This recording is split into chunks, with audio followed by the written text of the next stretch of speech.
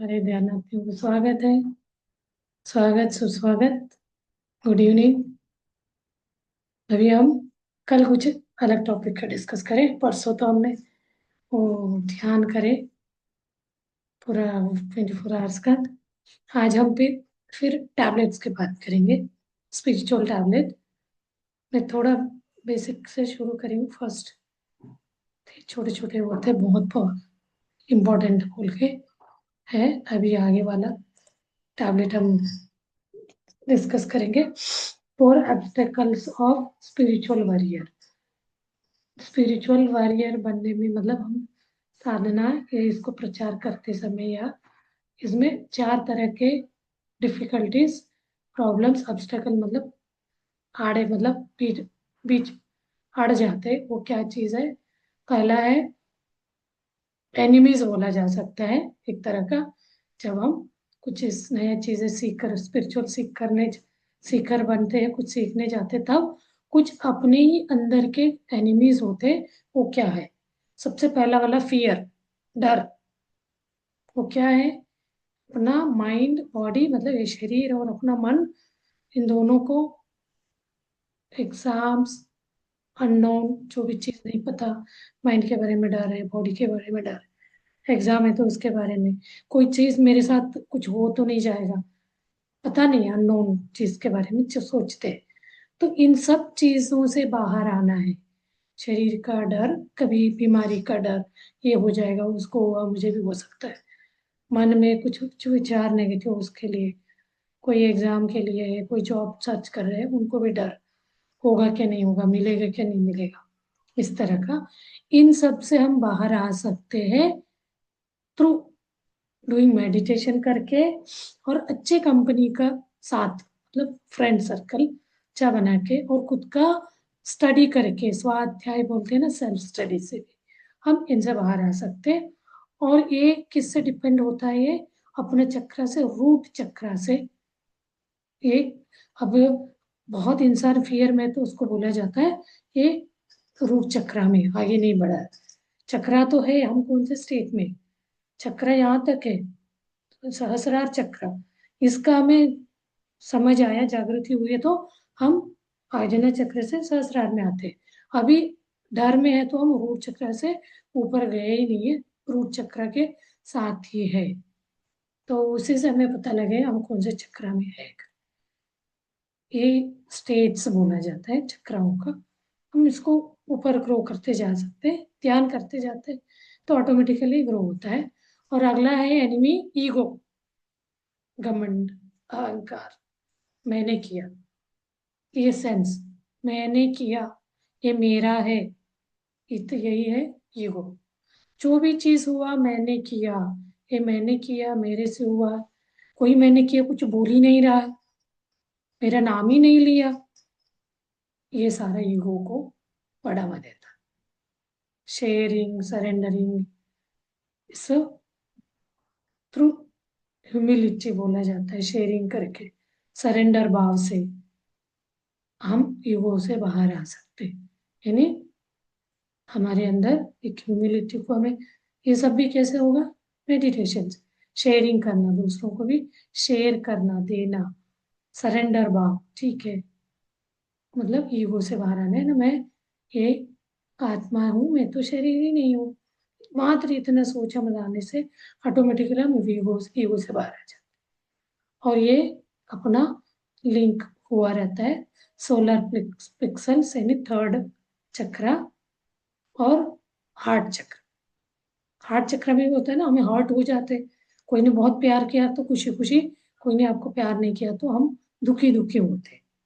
Ego, solar plexus मतलब तीसरा नाभि चक्र जो होते हैं, इससे ये रिलेट करता है। तो ईगो में है तो हमें हार्ट चक्र खुलना चाहिए, हर एक को प्यार करना आना चाहिए। नहीं, हार्ट चक्र खुलना मतलब इमोशन के साथ कनेक्ट होके नहीं ना, उससे बियॉन्ड जाना है, तभी हमारा हार्ट चक्र खुला है। हार्ट चक्र मतलब हर एक को प्यार करना, यहाँ नेगेटिव पॉजिटिव नहीं देखना। जैसे हम, एक सिंपल सी बात है, नेगेटिव पॉजिटिव एक चार्जेस है। कोई बैटरी चार्ज करना हो, इलेक्ट्रोमैग्नेटिक फील्ड को ये बनाना हो, वहाँ क्या होना चाहिए, पॉजिटिव एंड नेगेटिव आयन्स होगा, तो ही वो रिलीज ये होता है, एक चार्ज होता है। तो इन दोनों के अलावा भी एक होता है न्यूट्रल स्टेट होता है। यहाँ न्यूट्रल स्टेट क्या है, स्पिरिचुअल पाथ में रहना, पॉजिटिव एंड नेगेटिविटी को समानता में लेते हुए उनसे उससे हमें डरना नहीं है। हम नेगेटिव आए तो डरते हैं, पॉजिटिव आए तो बहुत अपने आप को ईगो में, मैंने किया, कि मैंने इसको अपने जिंदगी में तो कोई ने मुझे हेल्प नहीं किया, मैंने अपने आप को, मेरा जिंदगी को सही करा है। ऐसे हो ही नहीं सकता। तो लेकिन हम ईगो में आके ऐसे बोलते हैं। तो हार्ट चक्र में क्या होता है, जब हम सही में हार्ट चक्र खुलता है तो हम न्यूट्रल स्टेट में, हमें कोई अपने साथ गलत भी करे, पॉजिटिव करे या नेगेटिव करे, हम उनको बराबर इससे देखते हैं। वो है सही हार्ट चक्र खुलना। और तीसरा है मिसयूज ऑफ स्पिरिचुअल पावर। एक ईगो हो गया, ईगो से भी हम समझ गए आगे। तो क्या होता है स्पिरिचुअल पाथ में, इसको स्पिरिचुअल ईगो भी कहा जाता है। स्पिरिचुअल पावरों को मिसयूज करना, कोई एक, आपने तो बहुत सारे स्वामी और ये जो आध्यात्मिक गुरुओं का सुना होगा, जैसे उनको पावर मिला, मतलब सब लोग उनको विश्वास करने लगते, कुछ ना कुछ वो उस चीज को पावर मिसयूज कर लेते। आसाराम बाबू कुछ कुछ एग्जाम्पल है ना। लेकिन ऐसे बहुत लोग हैं, हमें पता नहीं चल रहा रहता है, कोई का पकड़ में आता, कोई का नहीं पकड़ में आता। तो वो क्या करते हैं, उनका बताते हैं आसाराम बाबू, छोटे बच्चों के साथ ये मिसयूज करने लग गए थे। तो ये चीज क्या होता है, स्पिरिचुअल पावर को मिसयूज करना। जैसे पॉलिटिकल पावर में जाके मिसयूज करता है, आप पॉलिटिकल पावर को यूज करके बहुत ह्यूज आप समाज सोशल वर्क कर सकते हैं। लेकिन हम उस पावर को यूज करके दूसरों को डरा धमका के रखना चाहते हैं। इवन उनके अंडर काम करने वाले आईएएस ऑफिसर तक को एक नौकर जैसे ट्रीट करते हैं, देखा है, देखते हैं, तभी वो लोग भी एक तरह करप्ट हो जाते हैं। क्योंकि इतना हाईली क्वालिफाइड होके एक होता है, कोई कोई लोग तो बहुत अच्छे रहते हैं, ऐसे नहीं है, इतने गन होता है ना, कमल कीचड़ में खिलता है, इस कीचड़ में रहते हुए बहुत अच्छा काम करने वाले भी होते हैं। तो ये अभी हम स्पिरिचुअल पावर को मिसयूज करने वाले हर कोई नहीं होता, बट हमें समझना चाहिए कौन सही है, कौन मिसयूज कर रहा है। कोई बोलेगा मैं ही ग्रेट हूँ, मेरा ही वो साधना है, मेरा ही फॉलो करो, किसी दूसरे का मत करो, तो वो है सच में अपने आप को ही ग्रेट बोल रहा है। हर एक ग्रेट है, सब अपने अपने स्थिति व्यू पॉइंट में जाग स्थान पे सही है। तो यहाँ स्पिरिचुअल एनर्जी क्या होगा, स्पिरिचुअल एनर्जी को हमें यूज करना है किसके लिए, ग्रो करने के लिए, आगे बढ़ने के लिए, और सेवा करने के लिए, सर्विस के देने के लिए, दिखावे के लिए नहीं, मटेरियल गेन के लिए, कुछ पाने के लिए नहीं करना, उसको स्पिरिचुअल पावर नहीं कहा जाता है। और मिसयूज में कॉज न्यूरोलॉजी, देखिए अभी हम स्पिरिचुअल पाथ में है, ध्यान कर रहे हैं, अच्छा चल रहा है सब, जैसे जैसे हम बढ़ते जाएंगे, हमारे सब लोग बोलेंगे कि आपकी बातों से बहुत अच्छा हुआ, अच्छा हुआ, तो हम क्या होते जाते हैं, ऊपर उठते जाते, ईगो बढ़ता जाता है। तो हम क्या बोले, मेरे से सब हो रहा है करके हम क्या करते हैं, कुछ ना कुछ उसको मिसयूज, गलत पैसे उनसे लेना, या कुछ मेरे से ही हुआ एक तरह, मुझे वाह वाह बोले, इन सब इस तरह का वो हम मिसयूज करते जाते हैं। तो हमें यहाँ इश्यूज क्या आता है, न्यूरोलॉजिकल मिसयूज आने लगता है। आप अपने स्पिरिचुअल पावर को मिसयूज करने लग गए तो न्यूरोलॉजिकल प्रॉब्लम आएगा। और चौथा है fear, ego, misuse of spiritual power. और फोर्थ है स्पिरिचुअल लेजीनेस। स्पिरिचुअल लेजीनेस क्या पता है, जैसे जैसे हम स्पिरिचुअल पाथ में हैं, तो कुछ टाइम के बाद ऐसा लगता रही है, मुझे तो ये ध्यान कर करके बोर लग रहा है, ये बुक पढ़ पढ़ के बोर लग रहा है, तो हम क्या करते हैं, सारे लर्निंग छोड़ देते हैं बीच में। तो क्या है, कुछ समय के बाद हम सब चीज को स्टॉप कर देते हैं, कुछ प्रोग्रेस होने के बाद, stopping learning after some progress, तो हम अपने आप सब चीजों को छोड़ देते हैं। तो इससे क्या होता है, लेजीनेस हम दिखाएंगे, इसको कभी लेजीने, एक्टिव एक्टिव, आपको अच्छा आना चाहिए अंदर से, आप ऐसे करें तो आपको स्किन प्रॉब्लम्स हो सकता है, bigger illness of the ignorance, ignored, आपने इस स्पिरिचुअल बात को लेजीनेस करेंगे, लेजी हो के अरे ठीक है देख लेंगे, कल करेंगे, कल ध्यान करेंगे, कल हम पढ़ेंगे, ऐसे करके ये जो स्वाध्याय, सज्जन सांगत्य और ध्यान बोलते हैं हम, इसको हम इग्नोर करते गए तो हमारा स्किन प्रॉब्लम आने का रहता है। तो हम स्किन प्रॉब्लम आए तो प्रॉब्लम लेके आए तो उनसे पूछते अब स्पिरिचुअल में है या नहीं है, तो अपने मन में कुछ लेजीनेस है। तो फिर तो ये कंटिन्यूअस जर्नी है, चलते रहना चाहिए। कीप लर्निंग, इवॉल्विंग, आगे मतलब विकसित होते जाना है, नए नई चीजों को सीखते जाना है, सीखने के लिए ही आए। कुछ सीख हमें मधुर मतलब बहुत अच्छा फीलिंग देगा, कुछ सीख हमें थोड़ा सा अनफेयर दे। तो इसको कोई भी चीज में हमें ये नहीं होना चाहिए, दोनों को मधुरता ही लेना है। मृत्यु हो, जन्म हो, मरण हो, मधुरता में, जय अपजय मधुरता में लेना, मान अपमान को भी मधुरता में। तो जितना हम इसको मधुरता में लेकर चलेंगे हमारा ग्रोथ होता जाएगा। तो हमें अपने आप को रिमाइंडर देते जाना चाहिए। कोई भी इलनेस, यूनिवर्स हमें इलनेस देगा, कुछ चैलेंजेस दे रहा है, तो ये सारे रिमाइंडर है हम किस स्टेट में क्या भूल गए। हम स्पिरिचुअल पाथ में लेजीनेस ला रहे हैं, इलनेस, इलनेस से ही हमें याद आता है ना। आप जनरली ध्यान से पहले के सोचिए, बीमारी आता था, अरे पता मुझे बीमारी आ रही करके हम तुरंत याद करते क्या हम पूजा पाठ में छूट किया क्या, इस तरह का सोचने लगते।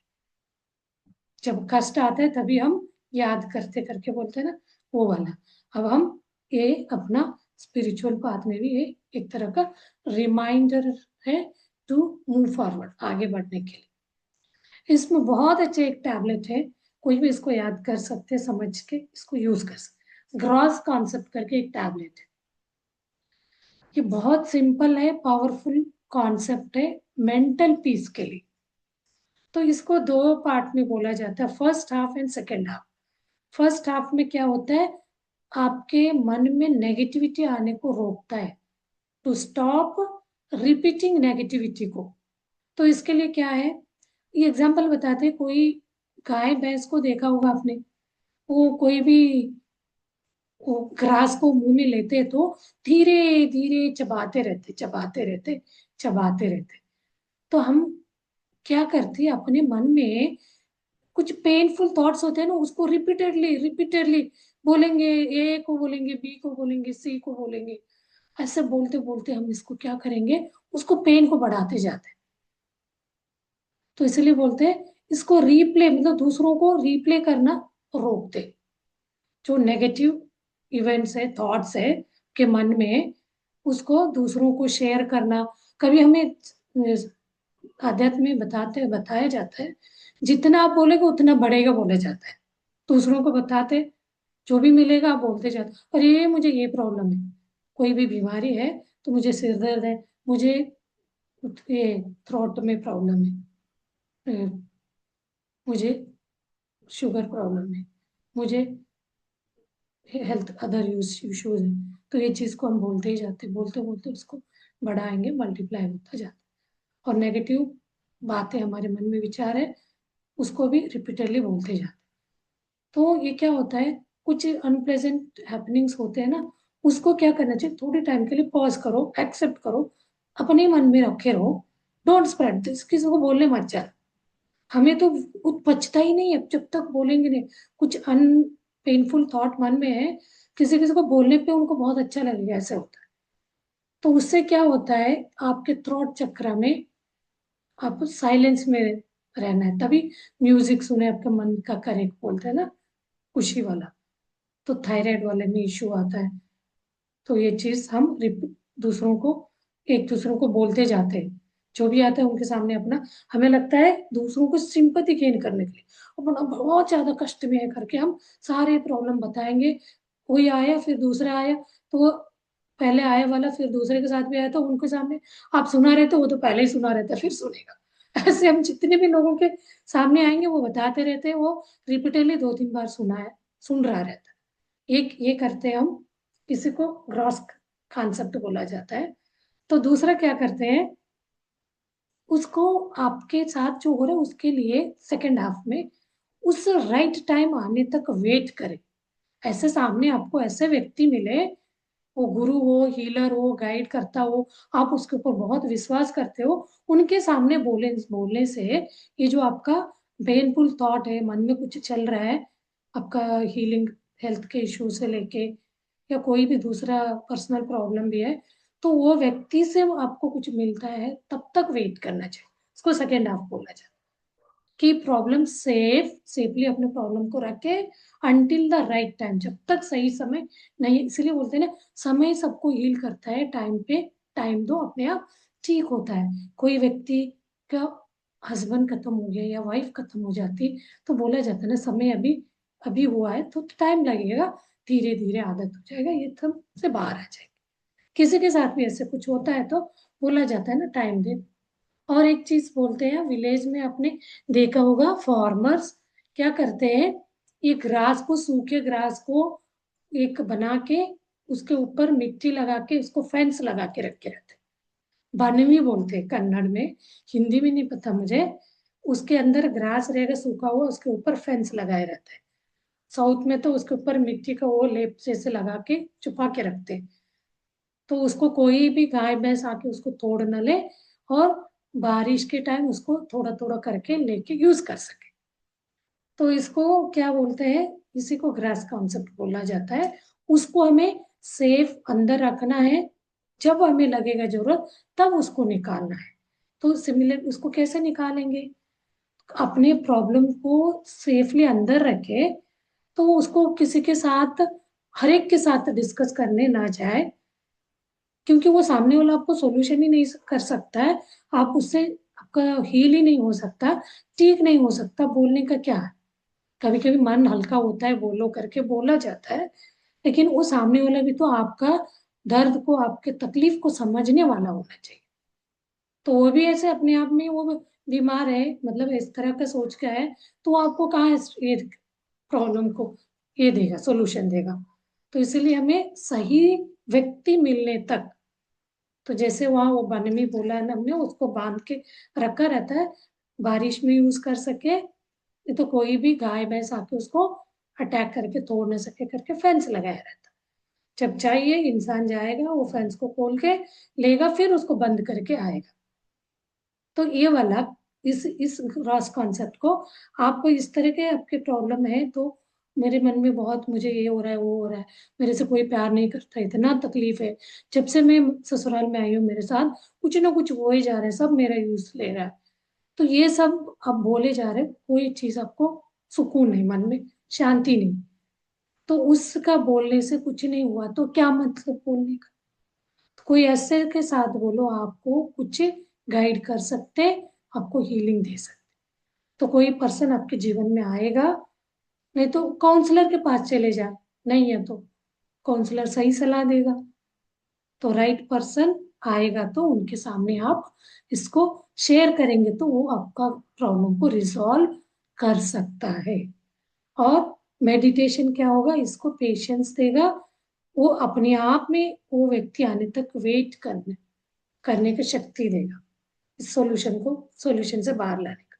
हम तो सिंपल से बोलते हैं ये प्रॉब्लम, ऐसे कोई बोल रहा है तो हम ये वाला कॉन्सेप्ट कहाँ है, हम बोलते हैं किसी को हाई बीपी का है, डायबिटिक है, क्रोनिक डिजीज है, नहीं लंबे समय का बीमारी है, तो हम बोलते हैं कोई क्रॉस कॉन्सेप्ट तो नहीं कर रहे आप, चुगली करना, मतलब एक तरह वो भी है, एक ने कुछ ने बोला वो जाके दूसरों को बोला, जब तक क्रॉस करेंगे नहीं करेंगे हम, हमें तो खाया हुआ चीज पचेगा नहीं, किसी को उसको रहता है हैबिट। तो ये बीमारियां इनके अंदर, ये बीमारी लेके आते हैं, उनको बोलते हैं आपका ग्रास कॉन्सेप्ट को ठीक करना। तो आप हर वक्त इसको दूसरों के सामने ना बोलो, कोई ने आपको बोला तो उसको ले जाके दूसरों को नहीं बोलना चाहिए। कोई व्यक्ति आपके ऊपर भरोसे से बोला रहता है, कॉन्फिडेंस, हमें वो बताया रहता है, तब भी अनजान जैसे रहना चाहिए। लेकिन हम लोग क्या करते हैं, अरे वो तो हमें बताया नहीं है, बताया है, तो ऐसे ऐसे उसको और थोड़ा लगा के, मतलब वो बोलते हैं ना, और ज्यादा बढ़ा चढ़ा के उसको और ज्यादा बिगाड़ लेते, नेगेटिव बातों को, नेगेटिव थिंक को रिपीटेडली करते करते एक दूसरों को उसको, ऐसे सबसे ज्यादा बोलते हैं, लेडीज के मुंह में कोई बात है, पचता नहीं, रुकता नहीं, तो बोल के ही बोला जाता है आप किसी को मत बता। जितना आप किसी को नहीं बताओ बोलते, उतना उनको अंदर से पेट में दर्द होने लगता है। जब तक दूसरों को बताए नहीं, उनको पेट में दर्द होगा। तो हम बोलते ग्रॉस कॉन्सेप्ट को ठीक करो। और सेम ग्रॉस कॉन्सेप्ट का ही एक और टैबलेट है, gold concept. Gold concept word सुन के ही लगता है गोल्ड मतलब क्या है, एक हाई स्पिरिचुअल पावर है, एक तरह का थर्ड आई एनर्जी बोलते हैं ना। जब हमारे जीवन में जब पैसे आता है मटेरियल लाइफ में, तो हम क्या करते, वो वेल्थ जो भी पैसे आता है उसको वैल्यू देने के लिए, या किसी को हैबिट भी पहनने का शौकीन रहते तो गोल्ड खरीदते हैं। किसी के पास पैसा ही नहीं है तो कहाँ से खरीदेंगे, नहीं खरीदेंगे। जब पैसे आता है इकट्ठा करके रखता है, गोल्ड लेंगे। तो आजकल वो भी चलते हैं ना, आप मंथली इतना इतना दे दो, आपको साल 2 साल बाद फिर गोल्ड खरीदो। तो क्या है, थर्ड आई अवेकनिंग, ये क्या है, इसको हम ध्यान कर करके स्टोर करके रखना है एनर्जी को। तो this is true gold concept spiritual way. तो यहाँ इसमें क्या बोला जाता है, complete your family and social duties, then remaining time को हमें अपना बेसिक जो है first family and social duties को करना है, उनका ड्यूटी निभाना है। उसके बाद भी जब हमारे पास टाइम होता है, रिमेनिंग टाइम को हम मेडिटेशन एंड साधना कर करके अपना एनर्जी को स्टोर करना है। जैसे हम पैसे इकट्ठा कर करके जब हमारे लाइफ में कुछ प्रॉब्लम्स आए तो उस गोल्ड को बेच के हम अपना प्रॉब्लम को ठीक करते हैं। वो भी कारण से भी गोल्ड लेके रखे रहते हैं। कभी बोलते हैं ना अपने बच्चों की शादी में या काम आएगा, अभी पैसे है तो ले लो गोल्ड, बाद में कभी हमें दिक्कत होगा तो वही गोल्ड को सेल करके हम अपना प्रॉब्लम सॉल्व कर सकते हैं। ऐसे अपने डेली रूटीन लाइफ के कामों के साथ साथ मेडिटेशन काम इस तरह का साधना करके अपना एनर्जी को स्टोर करके रखना। ये क्या करेगा, आपको ऐसे कुछ इंसिडेंट्स, ऐसा कुछ सैड कुछ आता है, तकलीफ आता है, दिक्कतें, तब आप उस चीज को इजीली झेल सके। स्पिरिचुअल वर्क छोटे छोटे इश्यूज आता है तो उसको आप अपने कॉमन सेंस से बहुत अच्छे से हैंडल कर सकते हैं। ये मेडिटेशन और साधना करके अपने एनर्जी को स्टोर करके रखेंगे तो आप स्ट्रांग भी रहोगे। छोटे मोटे इश्यूज को तो आप अपने कॉमन सेंस से, सिक्स सेंस की भी जरूरत नहीं, अपना मटेरियलिस्टिक कॉमन सेंस से ही ठीक करेंगे। वही स्पिरिचुअल पावर आप यूज करेंगे तो उससे क्या होगा, आपका पर्सनल ग्रोथ भी होगा, दूसरों को हेल्प करने में भी वो आपको एक सहायता करेगा। आपको ये मिसयूज करे, इग्नोर करेंगे तो क्या होता है, उस पावर को आप मिसयूज कर रहे हो या इग्नोर कर रहे हो तो वो धीरे धीरे वो पावर क्या होता है, स्लो डाउन होते जाता है, फेड होते जाता है, आपका एनर्जी वेस्ट होते जाती है। बोलते हैं आपका स्पिरिचुअल एनर्जी है तो उसको सही इसमें साधना करो, सेवा में लगाओ, दूसरों को सिखाओ बोलते हैं। तो इसमें आफ्टर थर्ड आई अवेकनिंग, इसको आप ज्यादा ज्यादा स्टोर करके रखने से आपको थर्ड आई अवेकनिंग का एक्सपीरियंस हो सकता है। उस समय हमें प्लानिंग करना है मीनिंगफुल गोल्स के लिए, क्या गोल, हम लोग कल्याण के लिए क्या कर सकते हैं। कोई ऐसे, हम कोई इवेंट हो रहा है, ध्यान यज्ञ हो रहा है, उसको हम ऑर्गेनाइज करेंगे। कोई कोई अपने यहाँ करते, 2-2 3-3 हजार इकट्ठा हुए रहते, पूरा एक टीम बना के होल एंड सोल पूरा रिस्पॉन्सिबिलिटी लेके करते। तो वो बोलते हैं आपको एक्सपीरियंस कैसे कैसे किया। सब तो हम ध्यान करते रहे, हमें आइडियाज आते हुए हम काम करते हुए हमें पता ही नहीं चला। तो स्पिरिचुअल सेंटर ओपन करना है ध्यान का, मेडिटेशन का, और कुछ अपना अनुभवों को लिखना, लिखते लिखते आप स्पिरिचुअल बुक्स को भी पब्लिश करा सकते हैं अपनी इसको। तो फिर इसको हम कैसे समझे, ड्रीम ऑफ गोल्ड और ऑर्नामेंट्स, आपके सपने में गोल्ड का आ रहा है या कोई ऑर्नामेंट्स आ रहा है तो आप समझिए ये ये wisdom related to body part का इसका ये बताता है गोल्ड कॉन्सेप्ट का। और नेग्लेक्टिंग स्पिरिचुअल पावर, अभी हम स्पिरिचुअल पावर को नेग्लेक्ट करेंगे तो इट में, नेग्लेक्ट करेंगे तो में लीड टू पैरालिसिस और नर्व्स प्रॉब्लम। इसको हम नेग्लेक्ट करेंगे कभी कभी, तो हम अवेयरनेस में रहेंगे तो कुछ नहीं होगा। अभी हम थोड़ा थोड़ा ही ध्यान कर रहे हैं, कभी एक दिन कर रहे हैं, एक दिन नहीं कर रहे हैं, तो हम नेग्लेक्ट करते जा रहे हैं स्पिरिचुअल पावर को, अपने अंदर आ रहा है। कभी कभी हम अपने आप को ही बिलीव नहीं कर पा रहे। तो मेरे साथ ऐसे कैसे हो सकता है, बोलते हैं ना, आप ध्यान करते हैं तो आपके अंदर ट्रेमेंडस इतना पावर खुलता जाता है, तो आप हर कोई भी चीज आपको लगे वो चीज होने लगता है, मैनिफेस्ट। तभी बोलते हैं ना, हम आपको नेगेटिव वर्ड ना बोले, किसी को बुरा शब्द ना बोले, क्योंकि वो होने का बहुत चांसेस रहता है। चलिए ध्यान करते हैं। कल इंटरेस्टिंग, अभी दो टॉपिक है, कल करेंगे। एक कोर्स है, कोर्स का एक बुक है, ये बुक को कंप्लीट करना है। कल है एक ट्रैफिक सिग्नल करके है, और स्पिरिचुअल चिल्ड्रन कॉन्सेप्ट करके, अभी एम सोल एंड ये गोल्ड कॉन्सेप्ट है, ये दोनों बहुत अच्छा ग्रास कॉन्सेप्ट। इन्हीं दो को आप अपने जीवन में अप्लाई करेंगे, ध्यान के साथ बहुत सारे बीमारी ठीक होता है। शुरू में तो मैंने कल बोला ना, आपको 6 तरह का ध्यान ही बोला जाता है, 40 दिन। तो 3 महीने के अंदर अंदर आपको ये अप्लाई करने का, क्रॉस कॉन्सेप्ट और गोल्ड कॉन्सेप्ट। तो इन दोनों को अप्लाई करो बोलते हैं टैबलेट्स, तो इससे भी बहुत सारे आप प्रॉब्लम ठीक होता है। ओके मास्टर, चलिए अभी हम ध्यान करते, कुछ पूछना है तो पूछ सकते, ध्यान में बैठेंगे तो। आज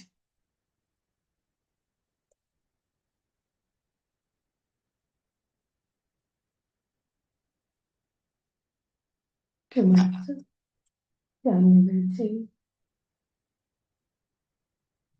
कल वाला देखिए वीडियो अच्छा था, आज का भी अच्छा है। मैं सारे एक प्लेलिस्ट में डाल के शेयर कर दूंगी, उसमें सारे स्पिरिचुअल टैबलेट के ही टैबलेट्स रहेंगे। उसको कैसे हम उसको अप्लाई कर सकते करके, तो आप लोगों को समझ में नहीं आए तो पूछना है।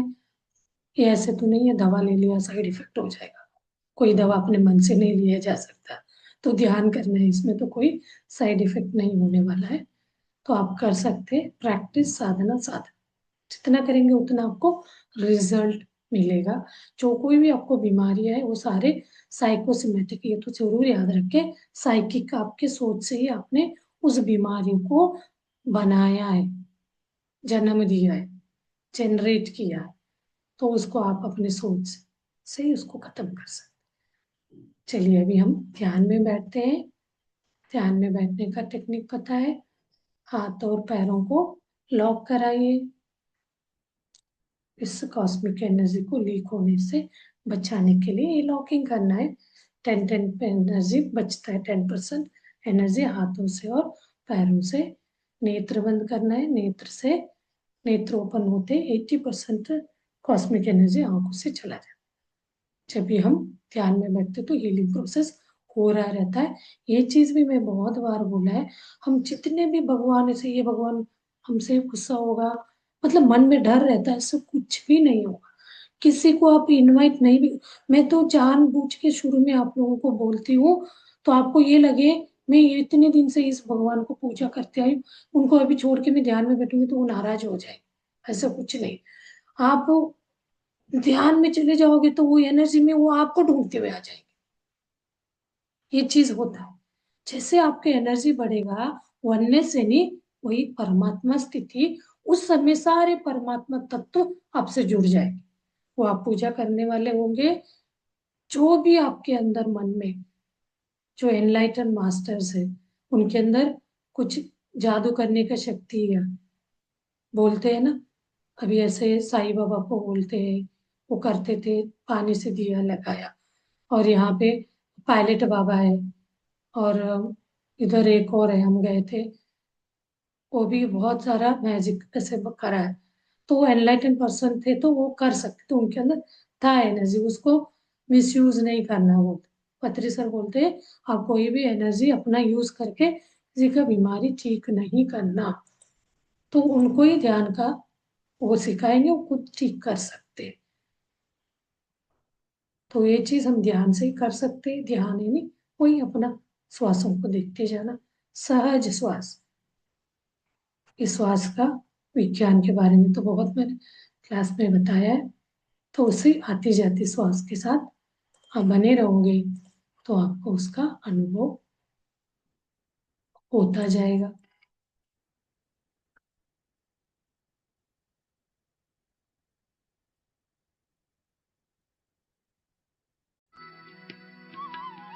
रिलैक्स करिए पूरा बॉडी को।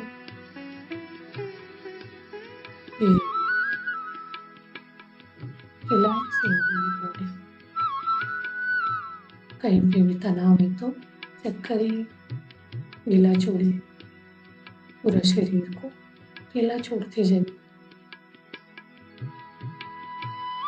स्टार्ट ऑब्जर्विंग नई सहज स्वाभाविक श्वास।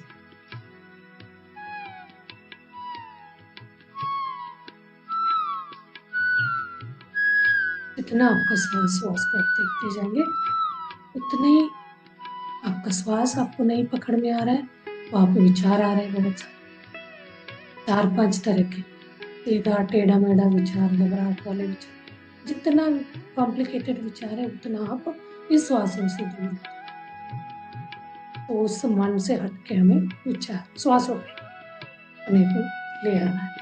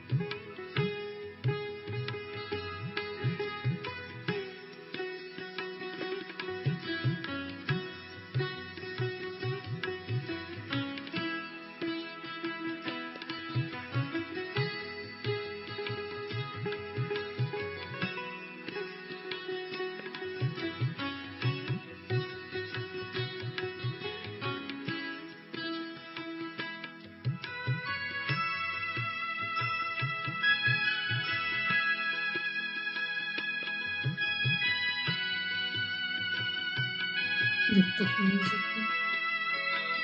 के साथ प्यार करो, तब आपके सांस की ध्यान रखें। म्यूजिक के साथ वाइब्रेशन के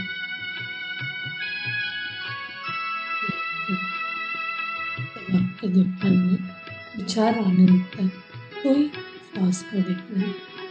जब विचार शून्य होगा तो एक तरह अलग तरह के अनुभव होते हैं। उस अनुभवों को देखना है, कोई जजमेंट नहीं करना, ऑब्जर्व करना अपने अनुभव। विचार आने लगे तो फिर अपने सारे श्वासों पे आना है।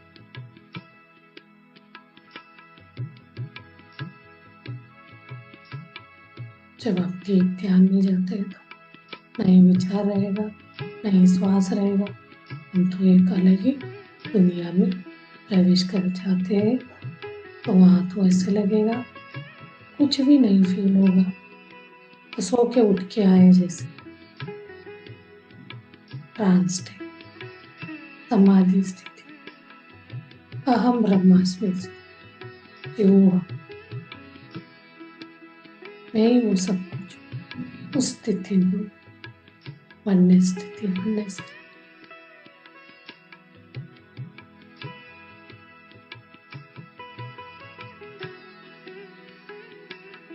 न्यूट्रल स्थिति।